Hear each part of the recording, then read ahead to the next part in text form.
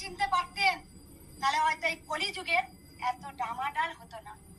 অনেক লাঞ্ছনা, অনেক গঞ্জনা, অনেক অপবাদ সহ্য করছি, কিন্তু আমার একটাই লক্ষ্য, আমি কৃষ্ণকালী মাকে ভালোবাসি আর কৃষ্ণকালী মায়ের নাম আমি প্রচার করবই যতদিন বাঁচবো।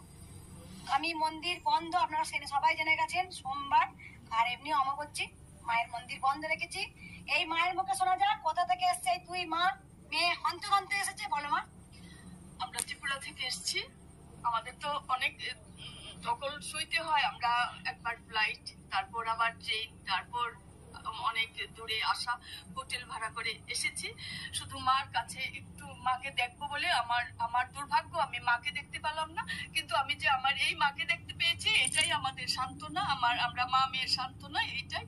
আমরা অনেক আশা দিয়ে এসেছি, একটু মার সঙ্গে একটু কথা বলবো, মার কাছে একটু থাকবো, মাকে একটু স্পর্শ করব।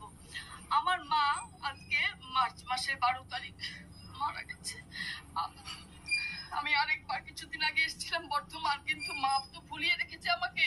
বর্ধমান আমি নাটক করতে এসেছিলাম, কিন্তু মা ভুলিয়ে রেখেছে আমাকে, আমি এখানে আসতে পারিনি। এরপর আমার মাকে আর রাখতে পারিনি। আমার এটা বিশ্বাস যে আমি দেখা করতে চেয়েছিলাম, কিন্তু মা চলে যাবে বলেই মা মুখ ঘুরিয়ে নিয়েছিল, আমাকে দেখতে দেয়নি মাকে। এবারও মা অম্বুবাচী পড়ে গেছে, আমি জানতাম না অম্বুবাচীর মধ্যে, আমি তো টিকিট কেটে ফেলেছি, কিন্তু এখন আর কিছু করার নেই। তবুও আমি যে একটু পর্যন্ত এসছি, আমার মা যেদিন মারা যায় তার আগের দিন আমিও জানতাম না যে পরদিনই মা চলে যাবে। এই 2-3 দিন ধরে খুব ছটফট করে রাত্রিবেলা আমি কি করলাম, রাত্রি তখন 11টা 11:30 হবে কিংবা টাইমটা মনে নেই আমার। আমি রাত্রে তো ঘুমাই না, এই ছটফট করে 2-3 দিন ধরে আমার কদিন ধরে মাথার খুব যন্ত্রণা। তারপরে বুঝলাম কি, আমার খুব ভয় লেগেছিল, মারও এরকম হয়েছিল, মাথার যন্ত্রণা হয়েছিল। আমি ভয়ে আমি খুব মাকে ডেকেছি, মা লাস্ট অসুখটা যেন না হয়, আর যা হোক আমি ওষুধ টষুধ খেয়ে চালিয়ে নেব।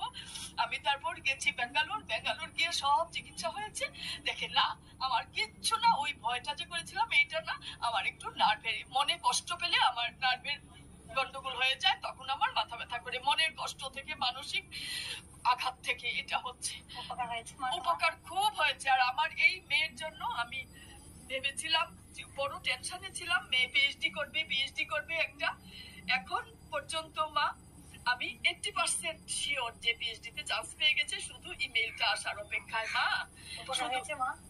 খুব উপকার হয়েছে মাকে দেখে। মা আমি দিন রাত্র বলেছি মা পিএইচডিটা ওর আকাঙ্ক্ষা, যখন মানুষের দেহ নিয়ে কাজ মায়ের কাছে, তাই মা এসছেন মেয়েকে নিয়ে, ছোট মেয়েকে নিয়ে। বড় মেয়ে বেঙ্গালুরু থাকে, বিয়ে সাথীতে যেন মতিগতি হয়, সবাই সবকিছুই দরকার না মা জীবনে আগে মা মানে প্রতিষ্ঠিত হোক। তোমার অনেক গুণ আছে মা, সেই গুণ তোমার মেয়েরা পেয়েছে মা। জয় কৃষ্ণকালী মায়ের জয়।